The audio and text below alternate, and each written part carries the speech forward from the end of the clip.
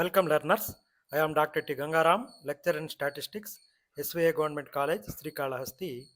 ఈ వీడియో లెక్చర్లో మనము ఈ ఎకనామిక్స్ కాన్సెప్ట్స్ డిస్కస్ చేస్తున్నాం కదా.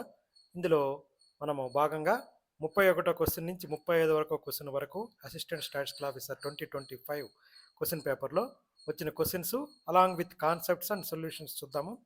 ఇందులో balance of payments, protectionism and free trade, inflation rate, quantity theory of money, natural rate of unemployment, ఈ కాన్సెప్ట్స్ చూద్దాం ఇక్కడ డీటెయిల్గా. ఇక్కడ ముందుగా బ్యాలెన్స్ ఆఫ్ పేమెంట్స్ ఇదివరకే వచ్చింది మనకు. మన 30 క్వశ్చన్ల డిస్కషన్లో 30 కాన్సెప్ట్లో ఇది వచ్చేసింది. ఇంకొంచెం డీటెయిల్గా ఇక్కడ చూద్దాము. ఇక్కడ బ్యాలెన్స్ ఆఫ్ పేమెంట్స్ అంటే అందులో క్రెడిట్ సైడ్ ప్రాముఖ్యత గురించి ఇక్కడ వివరంగా చూద్దాము. ఇక్కడ ముందుగా బ్యాలెన్స్ ఆఫ్ పేమెంట్స్ అంటే ఏమంటే, ఒక నిర్దిష్ట కాలంలో సాధారణంగా ఒక సంవత్సరంలో ఒక దేశం మరియు మిగిలిన దేశాలతో మధ్య జరిగిన అన్ని ఆర్థిక లావాదేవీల రికార్డునే చెల్లింపుల శేషం, బ్యాలెన్స్ ఆఫ్ పేమెంట్స్ అంటారు. ఇది డబుల్ బుక్ కీపింగ్ ఎంట్రీ పద్ధతిని అనుసరిస్తుంది. ఇక్కడ క్రెడిట్ దేశంలోకి వచ్చే నిధులు ఇన్ఫ్లోస్, డెబిట్ అనేది మైనస్ దేశం నుంచి బయటికి వెళ్ళే నిధులు అవుట్ఫ్లోస్. ఇక్కడ క్రెడిట్ సైడ్లో ఆర్థిక ఇన్ఫ్లో రికార్డింగ్ ఎలా జరుగుతుందంటే, విదేశీ మారక ద్రవ్యం ఏ రూపంలో వచ్చినా దాన్ని ఈ బీఓపీ ఖాతాలో క్రెడిట్ సైడు నమోదు చేస్తారు. ఇది దేశం యొక్క ఆర్థిక బలాన్ని సూచిస్తుంది. ముఖ్యంగా మనకు క్రెడిట్ లావాదేవీలకు ఎగ్జాంపుల్స్ ఏమంటే, వస్తువుల ఎగుమతులు, ఎక్స్పోర్ట్స్ ఆఫ్ గూడ్స్, మన ఇండియా నుంచి మామూలుగా సాఫ్ట్వేర్ సేవలు, పెట్రోలియం ఉత్పత్తులు లేదా నగలు ఎగుమతి చేసినప్పుడు విదేశీ కరెన్సీ మన దేశానికి వస్తుంది. ఇది మన దేశానికి క్రెడిట్ సైడ్ చేరుతుంది. విదేశీ ప్రత్యక్ష పెట్టుబడులు కూడా మనకు క్రెడిట్ లావాదేవీల కిందకే వస్తాయి. ఎఫ్డిఐలు, ఎఫ్పిఐలు, అమెరికా లేదా ఇతర దేశాలకు చెందిన కంపెనీలు గూగుల్ కానీ అమెజాన్ కానీ మన దేశంలో పెట్టుబడి పెట్టినప్పుడు ఆ నిధులు క్రెడిట్ వైపు నమోదవుతాయి. అలాగే రెమిటెన్స్లు, విదేశాల్లో ఉండే ప్రజలు, ముఖ్యంగా మనకు గల్ఫ్ దేశాల నుంచి, అమెరికా దేశం నుంచి భారతీయులు తమ కుటుంబాలకు పంపే డబ్బు కూడా అధికంగా రెమిటెన్స్లు పొందే దేశం మందే కాబట్టి ఇది కూడా మనకు పెద్ద క్రెడిట్ ఐటమ్ అవుతుంది. అదేవిధంగా విదేశీ రుణాలకు కూడా క్రెడిట్లో కిందే చూపించాలి. భారత ప్రభుత్వం లేదా భారతీయ కంపెనీలు విదేశీ సంస్థల నుంచి అప్పులు తీసుకున్నప్పుడు ఆ డబ్బు మన దేశంలోకే వస్తుంది కాబట్టి దాని క్రెడిట్ సైడే చూపిస్తాం అనమాట. దీనికి ఆర్థిక వ్యవస్థపై ఎలాంటి ప్రభావం ఉంటుందంటే, మనకు క్రెడిట్ ఎక్కువైతే మన విదేశీ మారక నిల్వలు పెరుగుతాయి, రూపాయి విలువ స్థిరంగా ఉంటుంది. అదే డెబిట్ ఎక్కువైతే దేశం నుంచి డాలర్లు బయటకు వెళ్ళిపోతాయి, రూపాయి విలువ పడిపోయే ప్రమాదం ఉంటుంది. కాబట్టి ఇక్కడ ఎగుమతులు అనేటివి క్రెడిట్ ప్లస్ కింద చూపిస్తాం, విదేశీ కరెన్సీ వస్తుంది. జాగ్రత్తగా ఈ సమరీ టేబుల్ చూడండి. అలాగే విదేశీ పెట్టుబడులు ఎఫ్డిఐలు వచ్చాయనుకో, అది క్రెడిట్ కింద మన దేశంకి యాడ్ అవుతాయి, అవి ఆర్థిక వృద్ధికి తోడ్పడతాయి. అదే దిగుమతులు, మనం ఎక్కువ దిగుమతులు చేసుకున్నామంటే విదేశీ కరెన్సీ బయటకు వెళ్ళిపోతుంది కాబట్టి అది డెబిట్ కింద చూపించాలి ఈ బీఓపీ అకౌంట్లో. అలాగే ఈ విదేశీ అప్పులు, క్రెడిట్లు కూడా మనకు తాత్కాలికంగా నగదు ప్రవాహం పెరుగుతుంది కాబట్టి అది కూడా క్రెడిట్ కిందకే చూపించాలి. సంక్షిప్తంగా చెప్పాలంటే, భారతదేశానికి లాభం చేకూర్చే నగదు నువ్వు దేశంలోకి తెచ్చే ప్రతి లావాదేవీ బీఓపీ అకౌంట్లో క్రెడిట్ వైపున ఉంటుందన్నమాట. ఇప్పుడు క్వశ్చన్ చూద్దాము. చెల్లింపు పేమెంట్ బ్యాలెన్స్ యొక్క క్రెడిట్ వైపు ఈ క్రింది వాటిలో ఏది నమోదు చేయబడుతుంది? వస్తువులు మరియు దిగుమతులు అసలు కానే కాదు, అవుట్ఫ్లో కానే కాదు, ఈ యాన్యులేటర్ బదిలీలు కాదు, ఆర్థిక ఇన్ఫ్లో అనేది క్రెడిట్ వైపు నమోదు చేయబడుతుంది. Which of the following is recorded on the record credit side of the balance of payment? Imports no, financial inflows correct, financial outflows కాదు, unilateral transfers from to foreigners పంపించేది కూడా కాదు, correct option second. Foreign exchange comes in to the country through exports, financial inflows, remittances received, foreign investments. అదే డెబిట్కి మన outside వెళ్ళేది foreign exchange goes out in the ways of imports, financial outflows, payments abroad. ఇది credit అనేది మన దేశంలోకి వచ్చే inflow, ఇది మనకు ప్లస్ గ్రీన్గా చూపించాము. డెబిట్ అనేది అవుట్ఫ్లో రెడ్గా చూపించాము. ఈ ప్రొటెక్షనిజం అంటే సంరక్షణవాదం అంటే అందులో ముఖ్యంగా పరిశ్రమల సంరక్షణ, ఇన్ఫాంట్ ఇండస్ట్రీస్ ప్రొటెక్షనిజం. ఇది వ్యాపారము. ఇక్కడ స్వేచ్ఛా వ్యాపారం వలన ప్రొటెక్షనిజం అనేది మనం దానికి చూసుకోవాలన్నమాట. వ్యాపారం వల్ల మన దేశంలోని శిశు పరిశ్రమలు దెబ్బతినిపోతాయి. ఈ ప్రొటెక్షనిజము, ఫ్రీ ట్రేడ్ మధ్య వైరుధ్యాన్ని వివరంగా తెలుసుకుందాము. ముందుగా ప్రొటెక్షనిజం అంటే ఏమంటే విదేశీ వస్తువుల పోటీ నుంచి స్వదేశీ పరిశ్రమలను కాపాడడానికి ప్రభుత్వం తీసుకునే చర్యలను ఈ సంరక్షణవాదం ప్రొటెక్షనిజం అంటారు. దీనికోసం ప్రభుత్వము దాని దగ్గర ఉండే బలమేమి మెయిన్ టారిఫ్లు విధిస్తుంది. ప్లస్ కోటా మీద కూడా పరిమితులు విధిస్తుంది. సబ్సిడీలను ఉపయోగిస్తుంది. ఈ సబ్సిడీలు ఎలాగా శిశు పరిశ్రమలకి సబ్సిడీలు ఇస్తుందన్నమాట. శిశు పరిశ్రమల సంరక్షణ వాదన ఏమంటే కొత్తగా ప్రారంభమైన పరిశ్రమలు, ఇన్ఫాంట్ ఇండస్ట్రీలు అంతర్జాతీయ స్థాయిలో ఉన్న దిగ్గజ కంపెనీలతో వెంటనే పోటీ పడలేవు. కాబట్టి అవి స్థిరపడేంత వరకు ప్రభుత్వం వాటికి రక్షణ కల్పించాలని ఈ వాదన చెబుతుంది. ముఖ్యంగా మన దేశంలో ఈ ఎలక్ట్రిక్ వెహికల్స్ ఉన్నాయి కదా. ప్రస్తుతం భారత విదేశీ ఎలక్ట్రిక్ కార్ల పైన టెస్లా కార్ల మీద అత్యధికంగా సుంకం విధిస్తూ ఉంది. ఎందుకంటే మన దేశంలో ఉండే దేశీయ కంపెనీలు టాటా మోటార్స్, మహేంద్ర ఎదిగేంత వరకు వాటికి రక్షణ కల్పించాలి. కాబట్టి ఆ ఫారిన్ కంపెనీల మీద టారిఫ్ అనేది విధిస్తూ ఉంటుంది. సోలార్ ప్యానెల్లు చైనా నుంచి వచ్చే చౌకన్య సోలార్ ప్యానెల్లు భారతీయ నుండి భారతీయ తయారీదారులను కాపాడడానికి సేఫ్ గార్డ్ డ్యూటీ కూడా విధిస్తూ ఉంది. దీనికి వ్యతిరేకంగా స్వేచ్ఛా వ్యాపారం ఏ దేశమైనా తన సరిహద్దుల వద్ద ఎటువంటి ఆంక్షలు లేకుండా ఇతర దేశాలతో వ్యాపారం చేయడాన్ని స్వేచ్ఛా వ్యాపారం అంటారు. ఇక్కడ స్వేచ్ఛా వ్యాపారం వల్ల అనుకూలంగా ఏముంటుందంటే పోటీతత్వం ఉంటుంది. విదేశీ కంపెనీ వచ్చిందనుకోండి, స్వదేశీ కంపెనీ తన క్వాలిటీ పెంచుకుంటుంది. అదేవిధంగా ధరలు తగ్గించాలని కూడా ఉంటుంది. దీనివల్ల వినియోగదారులకు డైరెక్ట్గా ధరలు తగ్గడం వలన మెరుగైన వస్తువులు లభిస్తాయి. మనం కంపారిటివ్గా ఏ దేశం వస్తువు తక్కువ ధరకు తయారు చేయగలదో ఆ వస్తువును అక్కడి నుంచి దిగుమతి చేసుకుంటే మనకు లాభం అవుతుంది కదా. అది కూడా మనకు తులనాత్మక కంపారిటేటివ్గా అడ్వాంటేజ్ అవుతుంది. ఈ పరిశ్రమల సంరక్షణ వర్సెస్ స్వేచ్ఛా వ్యాపారము మన ఇండియన్ పర్స్పెక్టివ్లో చూస్తే ఇక్కడ ఈ ప్రొటెక్షనిజము ఫ్రీ ట్రేడ్కి లక్ష్యం ఏమంటే దీని లక్ష్యము స్వదేశీ ఉపాధి మరియు పరిశ్రమలను కాపాడడం. ఇక్కడ వినియోగదారుల ఎంపిక మరియు సమర్థతను పెంచడం అనమాట ఫ్రీ ట్రేడ్ వల్ల. 1947 నుంచి 1990 వరకు చాలా వరకు కఠిన రక్షణవాదాన్ని అనుసరించింది. దీనివల్ల మనకు కంపెనీలకు పోటీ లేకుండా వెనకబడిపోయాయి. ఎక్కడైనా పోటీ ఉంటేనే అది మంచి ప్రోడక్ట్ అనేది క్వాలిటీ ప్రోడక్ట్ అనేది తయారు చేయగలుగుతుంది. 1991 ఈ లిబరలైజేషను, ప్రైవేటైజేషను, గ్లోబలైజేషన్ సంస్కరణల వల్ల భారతదేశం స్వేచ్ఛా వ్యాపారం వైపు అడుగులు వేసింది. ఫ్రీ ట్రేడ్ అనేది అప్పటి నుంచి తయారైందనమాట. ఇక్కడ ప్రస్తుత విధానం ఏమంటే ఆత్మనిర్భర్ భారత్ మరియు పిఎల్ఐ స్కీమ్స్ ద్వారా కీలక రంగాలకు, సెమీ కండక్టర్లకు, డిఫెన్స్ దానికి రక్షణ కల్పిస్తూ ఉంది ఈ ప్రొటెక్షనిజం వలన. ఈ రకమైన ఉత్పత్తులు ఫారిన్ నుంచి వచ్చేటప్పుడు వాటి మీద టారిఫ్లు విధించడము లేదా క్వాంటిటీ మీద పరిమితులు విధించడం వలన మన పరిశ్రమలకు రక్షణ కల్పిస్తూ ఉంది. ఈ ఫ్రీ ట్రేడ్ అగ్రిమెంట్ వలన యునైటెడ్ కింగ్డము, ఆస్ట్రేలియా వంటి దేశాలతో స్వేచ్ఛ వాణిజ్య ఒప్పందాల వలన కూడా మనకు స్వేచ్ఛ వ్యాపారం వల్ల ప్రొటెక్షనిజం అనేది వస్తుంది. భారతదేశం వంటి అభివృద్ధి చెందిన దేశాలకి ఈ రెండింటి మధ్య బ్యాలెన్స్ అనేది అవసరం. దేశీయ పరిశ్రమలకు శాశ్వతంగా రక్షణ కల్పిస్తే అవి సోమరితనంగా మారి నాణ్యతను కోల్పోయే ప్రమాదం ఉంది. అందుకే శిశు పరిశ్రమలు ఒక స్థాయికి వచ్చేంత వరకే రక్షణ ఉంటుంది. ఆ తర్వాత వాటిని స్వేచ్ఛా వాణిజ్యంలోకి వదలడమే మన ప్రస్తుత ఆర్థిక వ్యూహము. ఈ కింది వాటిలో స్వేచ్ఛా వాణిజ్యం నుంచి రక్షణవాదానికి మారడానికి సంబంధించిన వాదన కానిది. చూడండి, కానిది ఏది?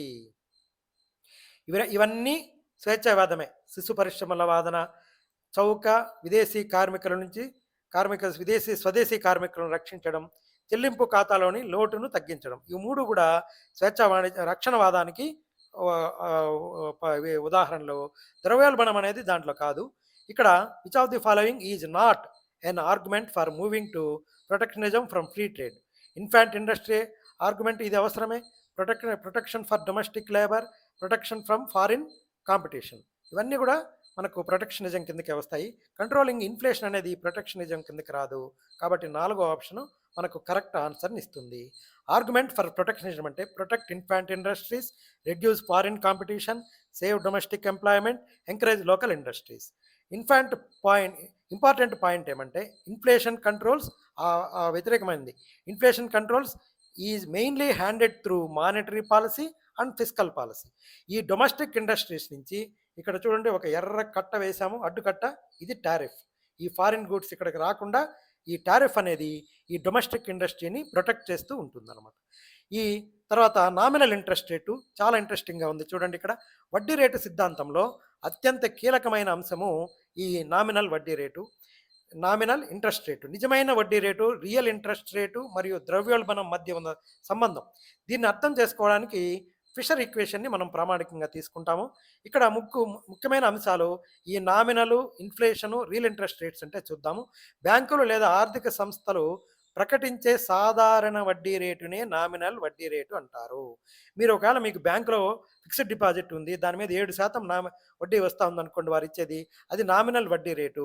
ఇది ద్రవ్యోల్బణాన్ని పరిగణనలోకి తీసుకోదు. ఒకవేళ ద్రవ్యోల్బణం కానీ 8% ఉంటే మీకు అక్కడ ఒక 1% నష్టపోతూ ఉన్నట్టే లెక్క. ద్రవ్యోల్బణం అనేది వస్తువులు మరియు సేవలు ధరలు పెరగడాన్ని ద్రవ్యోల్బణం అంటారు. ఇది డబ్బు యొక్క కొనుగోలు శక్తిని, పర్చేసింగ్ పవర్ని తగ్గిస్తుంది.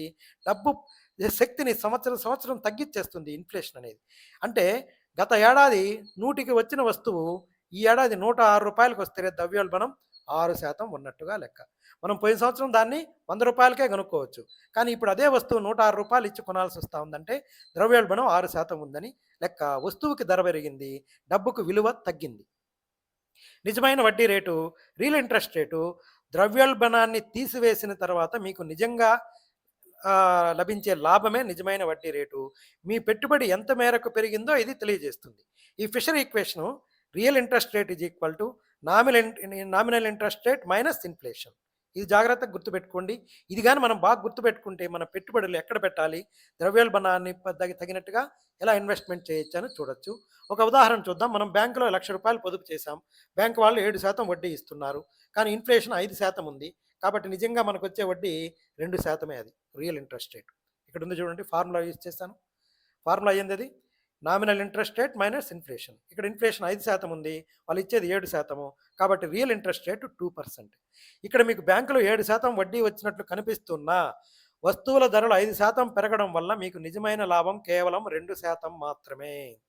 ఒకవేళ ద్రవ్యోల్బణం 8 ఉంటే మీకు నిజమైన వడ్డీ రేటు -1% అవుతుంది. అంటే మీ డబ్బు విలువ పెరగడానికి బదులు తగ్గిపోతుంది. అది జాగ్రత్తగా గుర్తుపెట్టుకోవాలి. భారత ఆర్థిక వ్యవస్థపై ప్రభావం ఎలా ఉంటుందంటే ఈ నామినల్ రేట్ మీద, రేట్ ఆఫ్ ఇంట్రెస్ట్ మీద, దీనికి రిజర్వ్ బ్యాంకు నిర్ణయాలు తీసుకుంటుంది. వడ్డీ రేటు, రిపో రేటు నిర్ణయించేటప్పుడు ద్రవ్యోల్బణాన్ని నిశితంగా గమనిస్తుంది. ప్రజలకు నిజమైన వడ్డీ రేటు పాజిటివ్గా ఉన్నప్పుడే బ్యాంకుల్లో డబ్బు దాచుకోవడానికి మొగ్గు చూపుతారు. పెట్టుబడులు నిజమైన వడ్డీ రేట్లు తక్కువగా ఉన్నప్పుడు ప్రజలు బ్యాంకుల్లో దాచుకోకుండా బంగారం లేదా భూములపై పెట్టుబడి పెడతారు. రుణగ్రహీతలు ద్రవ్యోల్బణం ఎక్కువగా ఉన్నప్పుడు అప్పు తీసుకున్న వారికి లాభం ఉంటుంది. ఎందుకంటే వారు తిరిగి చెల్లించే డబ్బు యొక్క విలువ పర్చేసింగ్ పవర్కు తగ్గి ఉంటుంది అనమాట. వాళ్ళు తీసుకునేటప్పుడు ఎక్కువ ఉంటుంది, వాళ్ళు తిరిగి ఇచ్చేటప్పుడు అది తక్కువ ఉంటుంది. అందుకే దానికి వడ్డీ వసూలు చేస్తారనమాట. ఇక్కడ మనం నామినల్ ఇంట్రెస్ట్ అంటే బ్యాంకు చెప్పే వడ్డీ, ద్రవ్యోల్బణం కలపకుండా. రియల్ నిజమైన వడ్డీ ద్రవ్యోల్బణం తీసిన తర్వాత మిగిలే అసలు లాభం. దీని మధ్య సంబంధం ఏమంటే ద్రవ్యోల్బణం పెరిగితే నిజమైన వడ్డీ రేటు తగ్గుతుంది. ఈ సంబంధాన్ని అర్థం చేసుకోవడం వల్ల మీ పొదుపు మరియు పెట్టుబడి నిర్ణయాలను మెరుగ్గా తీసుకోవచ్చు. దీనికి సంబంధించి క్వశ్చన్ ఏముందో చూద్దాము. ఇక్కడ ద్రవ్యోల్బణ రేటుకు సంబంధించి ఈ కింది వాటిలో సరికానిది ఏది? ఇక్కడ ద్రవ్యోల్బణ రేటు ఈజ్ ఈక్వల్ టు నామమాత్రపు వడ్డీ రేటు మైనస్ వాస్తవ వడ్డీ రేటు.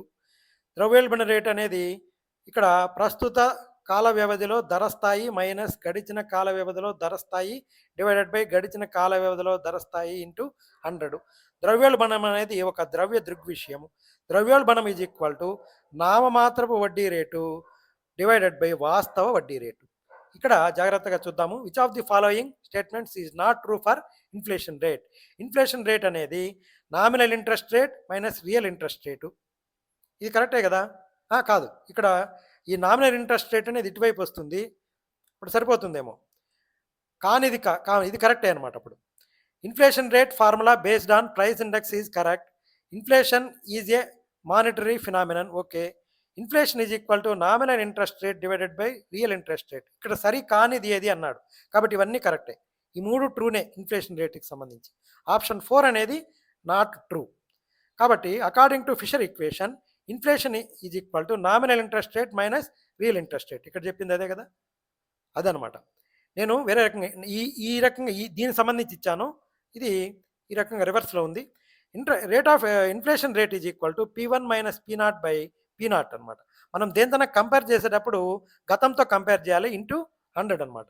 ఇక్కడ inflation is not calculated using division of nominal and real interest rates. ఇది కీ పాయింట్. ఇది ప్రైస్ వాల్యూ అనేది పెరిగినప్పుడు మనకు ఇన్ఫ్లేషన్ రేట్ అనేది పెరుగుతూ ఉన్నట్టు లెక్క. నిజమైన నామినల్ ఇంట్రెస్ట్ రేటు అది దాన్ని ప్రభావితం చేస్తుంది. ఇక్కడ quantity theory of money next concept చూద్దాం. క్వాంటిటీ థియరీ ఆఫ్ మనీ దీంట్లో అత్యంత కీలకమైన ఫిషర్ సమీకరణం గురించి అది నామినల్ జీడిపిని ఎలా ప్రభావితం చేస్తుందో చూద్దాము. ఈ ద్రవ్య పరిమాణ సిద్ధాంతం క్వాంటిటీ పరిణామ సిద్ధాంతం క్వాంటిటీకి మనీ సప్లైకి ఏ రకంగా రిలేషన్షిప్ ఉందనేది ఆర్థిక వ్యవస్థలో చలామణిలో ఉన్న డబ్బు పరిమాణానికి మనీ సప్లై మరియు వస్తు సేవల ధరల స్థాయికి ప్రైస్ లెవెల్కి మధ్య ప్రత్యక్ష సంబంధం ఉందని ఈ ఫిషర్ సమీకరణం చెబుతుంది. మార్కెట్లో డబ్బు పెరిగితే ధరలు కూడా పెరుగుతాయి, కానీ ద్రవ్యోల్బణం కూడా పెరిగిపోతుంది. ఈ ఫిషర్ సమీకరణం ఏమంటే జాగ్రత్తగా చూడండి. MV is equal to PY. ప్రముఖ ఆర్థిక శాస్త్రవేత్త ఇర్వింగ్ ఫిషరు ఈ సంబంధాన్ని ఒక సమీకరణం రూపంలో వివరించారు. ఇక్కడ ఎం అంటే మనీ సప్లై, ఆర్థిక వ్యవస్థలో అందుబాటులో ఉన్న మొత్తం ద్రవ్యం, కరెన్సీ ప్లస్ బ్యాంక్ డిపాజిట్లు. ద్రవ్యం అంటే కరెన్సీ ప్లస్ బ్యాంక్ డిపాజిట్లు, మొత్తం ఆర్థిక వ్యవస్థలో ఉండే కరెన్సీని ఇది ఎంలో చూపిస్తాం, మనీ సప్లై. వి అంటే వెలాసిటీస్ ఆఫ్ మనీ, ఒక నిర్ణీత కాలంలో రూపాయి ఎన్నిసార్లు చేతులు మారిందో తెలిపే వేగం అనమాట. ఎన్నిసార్లు వేగం వారితే అన్ని ఆర్థిక కార్యక్రమాలు జరుగుతూ ఉన్నట్లు లెక్క. పి అంటే ప్రైస్ లెవెల్, వస్తువులు మరియు సేవల సగటు ధరల స్థాయి. వై అంటే real output divided by GDP, ఒక సంవత్సరంలో ఉత్పత్తి చేయబడిన వస్తు సేవలు నిజమైన ఉత్పత్తి. ఇది PM MV is equal to PY అనే సమీకరణం అనే రూపంలో ఇది ప్రభావితం అవుతా ఉంది క్వాంటిటీ థియరీ ఆఫ్ మనీ అనేది. నామినల్ జీడిపిపై ప్రభావం ఎలా ఉంటుందంటే ప్రస్తుత మార్కెట్ ధరల వద్ద లెక్కించిన మొత్తం ఉత్పత్తి విలువ ఆ సమీకరణం ప్రకారం nominal GDP is equal to P into Y. కానీ ఫిషర్ సమీకరణం ప్రకారం MV is equal to nominal GDP. ముఖ్యమైన అంశం ఏమంటే ద్రవ్య సరఫరా మరియు జీడిపి శాస్త్రీయ దృక్పథంలో క్లాసికల్ వ్యూలో స్వల్పకాలంలో చలామణి వేగం మరియు ఉత్పత్తి స్థిరంగా ఉంటాయని భావిస్తారు. అటువంటప్పుడు ప్రభుత్వము లేదా ఆర్బీఐ ద్రవ్య సరఫరాను పెంచితే అది నేరుగా ధరలు పెరగడానికి, తద్వారా నామినల్ జీడిపి పెరగడానికి దారితీస్తుంది. కొంచెం జాగ్రత్తగా అర్థం చేసుకోండి, మళ్ళీ మళ్ళీ చదవండి. ద్రవ్యోల్బణం, డబ్బు సరఫరా విపరీతంగా పెరిగితే ఉత్పత్తి పెరగకపోయినా డబ్బు పెంచేసాం అనుకోండి, దానికి తగినట్టుగా వస్తువులు రావడం లేదు. కేవలం ధరలు పెరగడం వలన నామినల్ జీడిపి పెరిగిపోతుంది. దీనివల్ల ప్రజల కొనుగోలు శక్తి తగ్గిపోతుంది. మన ఆర్థిక వ్యవస్థ ఇండియన్ కాంటెక్స్ట్ ఏం చేస్తుందంటే రిజర్వ్ బ్యాంకు మార్కెట్లో డబ్బు సరఫరాను నియంత్రిస్తుంది. ఒకవేళ మార్కెట్లో డబ్బు విపరీతంగా పెరిగిపోయి దానికి తగ్గినట్టుగా వస్తువుల ఉత్పత్తి పెరగకపోతే ధరలు పెరిగి ద్రవ్యోల్బణం ఏర్పడిపోతుంది. ఇది ఎప్పుడు జరుగుతుంది? పండగల సీజన్లో ప్రజల వద్ద డబ్బు చలామణి పెరిగిపోతుంది, వి మరియు ఎం పెరిగిపోతాయి. దీనివల్ల వస్తువుల డిమాండ్ పెరిగి తాత్కాలికంగా ధరలు పెరుగుతాయి, కానీ ఇది ఆ త్రైమాసికంలో నామినల్ జీడిపి పెరుగుదలకు కారణమవుతుంది. ఇక్కడ ఎం మనీ సర్క్యులేషన్ పెరిగింది అనుకోండి, నామినల్ జీడిపి కూడా పెరిగిపోతుంది.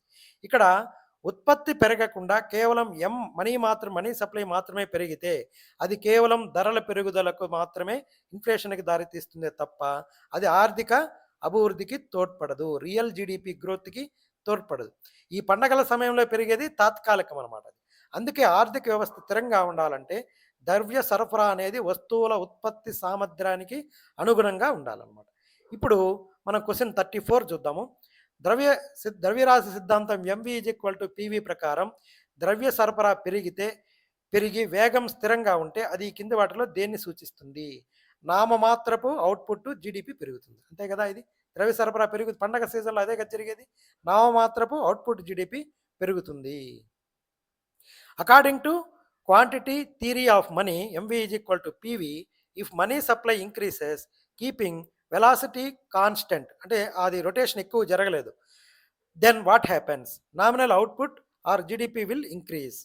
Real GDP decreases, nominal GDP decreases, nominal GDP remains constant. ఇవేవి కాదు, ఫస్ట్ ఇది నామినల్ అవుట్పుట్ పెరుగుతుంది. ఇక్కడ ఎం అంటే మనీ సప్లై, వి అంటే వెలాసిటీ ఆఫ్ మనీ, ఎన్నిసార్లు చేది మారుతుంది అనేది, పి అంటే ప్రైస్ లెవెల్, వై అంటే real output. If V is constant and M increases, P Y increases, ఇది ఇంక్రీజ్ అయిపోతుంది. కాబట్టి నామినల్ జీడిపి ఇంక్రీజ్ అవుతుంది. ఇప్పుడు ఎం ఇంక్రీజ్ అయిందంటే పివై ఇంక్రీజ్ అయిపోతుంది. నెక్స్ట్ ఈ ఫుల్ ఎంప్లాయ్మెంటు, ఈ సహజ నిరుద్యోగిత, నేచురల్ రేట్ ఆఫ్ అన్ఎంప్లాయ్మెంట్ అనేది చూద్దాం. ఇక్కడ ఇది ఆర్థిక వ్యవస్థలో ఎప్పుడు ఉండే నిరుద్యోగిత స్థాయిని చూపిస్తుంది. ఇది నిజానికి ఇది పూర్తిగా సున్నా అవడం అనేది అసాధ్యం అనమాట. భారత ఆర్థిక వ్యవస్థ నేపథ్యంలో దీన్ని ఎలా లెక్కిస్తారు? దానికి కారణాలనేది చూద్దాము. సహజ నిరుద్యోగిత రేటు అంటే ఇక్కడ ఫుల్ ఎంప్లాయ్‌మెంట్. ఆర్థిక వ్యవస్థ పూర్తి ఉత్పాదకతో ఉన్నప్పుడు కూడా కొంతమంది నిరుద్యోగులుగా ఉంటారు. దీన్నే సహజ నిరుద్యోగిత రేటు అంటారు. దీనికి సూత్రం ఏమంటే సహజ నిరుద్యోగిత రేటు ఈజ్ ఈక్వల్ టు ఘర్షణ నిరుద్యోగిత ఫ్రాక్షనల్ ప్లస్ నిర్మాణ నిరుద్యోగిత స్ట్రక్చరల్. ఈ ఘర్షణ నిరుద్యోగిత అంటే ఏమంటే ఫ్రిక్షనల్ అన్‌ఎంప్లాయ్‌మెంట్ అంటే ఏమంటే ప్రజలు ఒక ఉద్యోగం వదిలి మరో ఉద్యోగంలో చేరడానికి మధ్యలో ఉండే సమయాన్నే ఈ ఘర్షణ, ఫ్రిక్షన్ అన్‌ఎంప్లాయ్‌మెంట్ అంటారు. ఫ్రిక్షనల్ ఇది తాత్కాలికమైనది మరియు ఇది స్వచ్ఛందమైనది. ఉదాహరణకు ఇప్పుడు బెంగుళూరులో ఉద్యోగం చేసే అతను మెరుగైన జీతం కోసం హైదరాబాద్‌లో మరో ఉద్యోగం కోసం వెతుకుతున్నాడు. అప్పుడు 1, 2 నెలలు అతను ఖాళీగా ఉండాల్సొస్తది. దాన్ని ఈ ఫ్రిక్షనల్ అన్‌ఎంప్లాయ్‌మెంట్ అంటారు. అంటే ఉద్యోగ సమాచారం అందకపోవడము లేదా సరైన అవకాశం కోసం వేచి చూడడమే ఈ ఘర్షణ నిరుద్యోగిత. ఈ స్ట్రక్చరల్ అన్‌ఎంప్లాయ్‌మెంట్ అంటే ఏమంటే ఆర్థిక వ్యవస్థలో మార్పుల వల్ల లేదా సాంకేతికత మారడం వల్ల కార్మికుల నైపుణ్యాలకు అందుబాటులో ఉన్న ఉద్యోగాలకు మధ్య సమన్వయం లేకపోవడం అనమాట. నిర్మాణ నిరుద్యోగిత స్ట్రక్చరల్ అన్‌ఎంప్లాయ్‌మెంట్ అంటారు. ఇది దీర్ఘకాలికమైనది. ఇదైతే అన్‌ఎంప్లాయ్‌మెంట్ ఈ రకమైన అన్‌ఎంప్లాయ్‌మెంట్ స్వల్పకాలికమైనది ఫ్రిక్షనల్. ఈ స్ట్రక్చరల్ అనేది దీర్ఘకాలికమైనది. గతంలో బ్యాంకింగ్ రంగంలో పుస్తకాల్లో లెక్కలు రాసేవాళ్ళు. కంప్యూటర్లు వచ్చినప్పుడు కేవలం పేపర్ వర్క్ తెలిసిన వాళ్ళు మాత్రమే నిరుద్యోగులైపోయారు. ఎవరైతే కంప్యూటర్ తెలుస్తుంటుందో వాళ్ళకే ఉద్యోగాలు ఉన్నాయి. అక్కడ ఉద్యోగాలు ఉన్నాయి. కానీ కంప్యూటర్ నైపుణ్యం లేని దాని వల్ల వాళ్ళు అన్‌ఎంప్లాయీలుగా ఉన్నారు. దీనికి కారణము ఆటోమేషను, ఆర్టిఫిషియల్ ఇంటెలిజెన్స్ లేదా పరిశ్రమలు ఒక ప్రాంతం నుంచి ఇంకొక ప్రాంతానికి వెళ్ళడం వల్ల ఇప్పుడు జరిగేది అదే స్ట్రక్చరల్ అన్‌ఎంప్లాయ్‌మెంటే. సహజ నిరుద్యోగితను ఎలా లెక్కిస్తారంటే మొత్తం కార్మిక శక్తిలో లేబర్ ఫోర్సు ఈ 2 రకాల నిరుద్యోగ శాతాన్ని కలిపి లెక్కిస్తారనమాట. ఈ నేచురల్ రేట్ అనేది frictional plus structural unemployment divided by total labour force into 100 వేసుకుంటారు.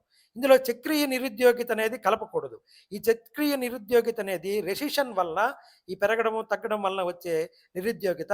దీన్ని ఇది పోయినప్పుడు ఆర్థిక వ్యవస్థ సహజ రేటుకు చేరుకుంటుందనమాట.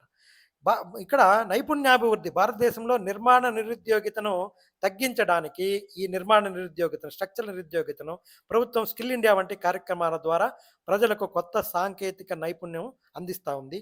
ఉద్యోగ పోర్టల్ కూడా ఈ ఘర్షణ దాన్ని ఇంకోటి ఫ్రిక్షనల్ దాన్ని తగ్గిందని ఎన్సిఎస్ పోర్టలు లేదా లింక్డ్ఇన్ వంటి ప్లాట్ఫామ్లు ప్రజలకు ఉద్యోగ సమాచారం వేగంగా తెలుస్తుంది. ఒక ఉద్యోగంలో ఉండగానే ఇంకొక ఉద్యోగాన్ని వాళ్ళు లింక్డ్ఇన్లో కానీ ఎన్సిఎస్ పోర్టల్లో కానీ వాళ్ళు చూసుకొని ఆ ఘర్షణ నిరుద్యోగం నుంచి బయటపడవచ్చు. ఇక్కడ మనం సమ్మరీ టేబుల్ చూద్దాం. ఈ ఘర్షణ నిరుద్యోగం అనేది ఫ్రిక్షనల్ అనేది తాత్కాలికము, మెరుగైన ఉద్యోగం కోసం వెతకడం అనమాట ఇది. ఈ నిర్మాణ నిరుద్యోగం అనేది నిర్మాణాత్మక స్ట్రక్చరల్ అనేది దీర్ఘకాలికము, మారుతున్న నైపుణ్యానికి తగ్గ నైపుణ్యం లేకపోవడం. సహజ రేట్ అనేది శాశ్వతము. ఈ రెండిటి కలయిక ఇది ఎప్పటికీ ఆర్థిక వ్యవస్థలో ఉంటుంది. సహజ నిరుద్యోగిత రేటు తక్కువగా ఉంటే ఆ దేశ ఆర్థిక వ్యవస్థ ఆరోగ్యంగా ఉందని అర్థం అనమాట. కాబట్టి ఇక్కడ natural rate of unemployment is equal to frictional plus structural unemployment. ఈ సీజనల్ కాదు, కన్‌ఫ్యూజ్ చేస్తాడు చూడండి. సీజనల్, స్ట్రక్చరల్ ఇట్లా కన్‌ఫ్యూజ్ చేశాడు. సైక్లికల్ ఇవి కాదు. ఫ్రిక్షనల్, స్ట్రక్చరల్ అన్‌ఎంప్లాయ్‌మెంట్ 2 కలిపితేనే మనకు నేచురల్ రేట్ ఆఫ్ అన్‌ఎంప్లాయ్‌మెంట్ వస్తుంది. Natural rate is equal to frictional plus structural. ఈ frictional unemployment temporary job switching, structural skill mismatch in economy, cyclical unemployment occurs during recession అనమాట. ఈ natural అనేది ఈ రెండింటిని కలిపితేనే వస్తుంది. ఫ్రిక్షనల్, స్ట్రక్చర్ రెండింటిని కలిపితే వస్తుందన్నమాట. ఇప్పుడు మనం 31 నుంచి 35 క్వెషన్ల వరకు చూసాము. ఇది credit side of POP 31 concept. ఈ protectionism versus free trade 32, inflation formula and Fisher equation 33, quantity theory of money MV is equal to PY ఇది కొంచెం జాగ్రత్తగా చూసుకోండి. నేచురల్ రేట్ ఆఫ్ అన్‌ఎంప్లాయ్‌మెంట్ ఇది కొంచెం గుర్తుపెట్టుకోవచ్చు. Economics is equal to concepts plus logic. Technical assistant by ChatGPT and Gemini. I wish you all the best. Thank you.